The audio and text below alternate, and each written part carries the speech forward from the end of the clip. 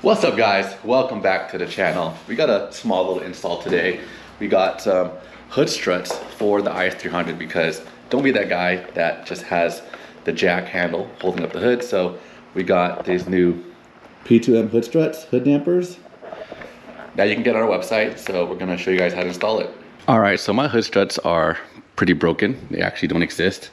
They're supposed to be something that lays down here and it clips up here, or something that clips up here, but it's broken. Someone broke it, not me.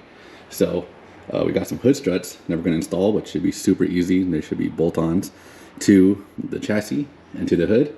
Comes with two, so make this quick and easy. So here's all the stuff it comes with. It comes with the hood dampers, comes with the mount and a mount for the hood and all the screws. So we're gonna go ahead and get it set up. It comes with everything labeled, so this goes to the chassis, this goes to the hood, left and right, same thing here, left and right, screws.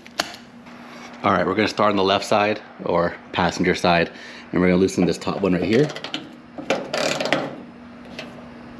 It's a little tight, there we go. All right, I got it slightly mounted. We're gonna leave it a little bit loose until we mount this side, so we know exactly where we're gonna put it. All right, so this next bracket, it goes on the fender. We're gonna use this bracket. We're gonna take this bolt out. I'm gonna pop this up, slide this underneath, and it'll sit right there. All right, I got this tightened down. I popped this one into place, and now we're gonna pop this into right here, and we're gonna repeat on the other side. All right, I got the struts installed. Good, held them by its own weight. Feel that go. Perfect. All right, I know that was a short video, but it's probably gonna lead into a bunch of talking about what's next and what I've done to the car. It's gonna come out later. So you can see this is my manual ECU from the IS300, and we just took it out. And that is because we are running a quantum auto tuned ECU. So I'm gonna show you guys with the car starting. And we're gonna make a video on that later. Comes out probably in the next week or 2 weeks or so, about the gains and all that stuff, but we're just waiting on a few more things to get the video going, but here it is. I don't have any gas, so I gotta pump some gas. So we're gonna do a review on that shortly, and I'll tell you guys pretty much in the video what the plan is for the car. So let me get this car out of the garage for a second real quick. All right, so we just drove the car. You'll see that video probably soon, real soon, about the ECU, and we'll continue to make content around Quantum Auto's ECU as well as their swap parts, but that is for a later video. I want to talk about this car and what we got going on. So we have some huge, not really huge plans, maybe huge plans, I don't know, but we have some plans for this car. I want to say I perfected the IS300 budget. When I say perfected, I'm in budget. Like, someone that comes and buys the IS300, they're looking for a fun, cheap drift car, reliable, and how to get some power out of it and easy to mod. I think I found the recipe.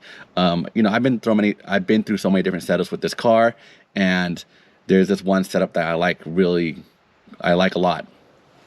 It was at Winter Jam, the year where my lower control arm snapped in the front. I was running extended lower control arms, had uppers, rear control arms in the rear, and you know, it didn't work out, but that wasn't because of the product itself, it was because of design. So now we're gonna get some better lower control arms, probably 1.5 inch extended, and we're gonna take out the JZX upper control arms, so to increase the track width and remove the spacers. I think that would be better in terms of how the car will flick, because with less spacers you have more of a snappier transition. And for the rear, we're gonna take out camber. We're finally gonna run 0 or close to 0, whichever get the best contact patch.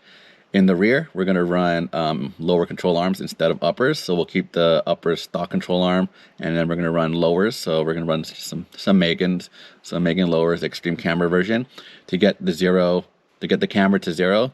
So that way, for the front, we'll have pretty much, I'll go over the setup real quick. The front will be extended lower control arm, caster arms, stock upper control arms, SD-RAT angle kit, and BC coilovers for the front.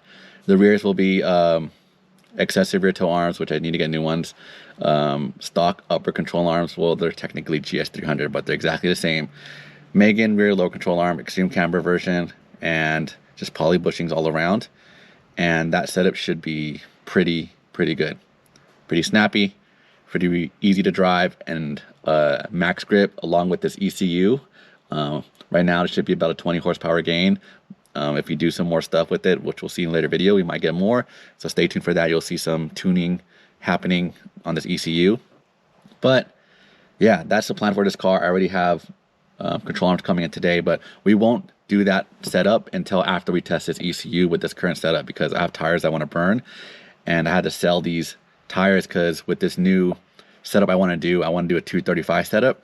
I think 235 is like perfect in terms of grip to long lasting life, and a lot of comps are doing a 235 rule, which I want to see what 235 is like and see how this car handles with 235.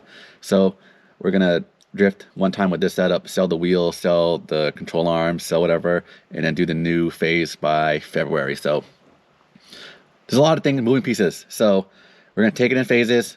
Next steps would be for me, test out the ECU, go drifting, make video on the ECU, take apart the car, sell the parts, get new parts, install it. So there's a wave of videos coming, and there's a big surprise coming in February, I hope, for a new chassis. I keep pushing it back, but I think I've finally solidified what I wanted, and now it's just finding one for the price and selling my current daily.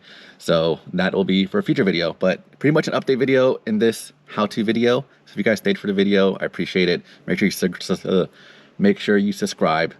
A lot of content coming. We're gonna dig into this Lexus stuff real deep, and I hope you guys like the content. So it's been a while. I know I've been slacking. The videos have been falling off.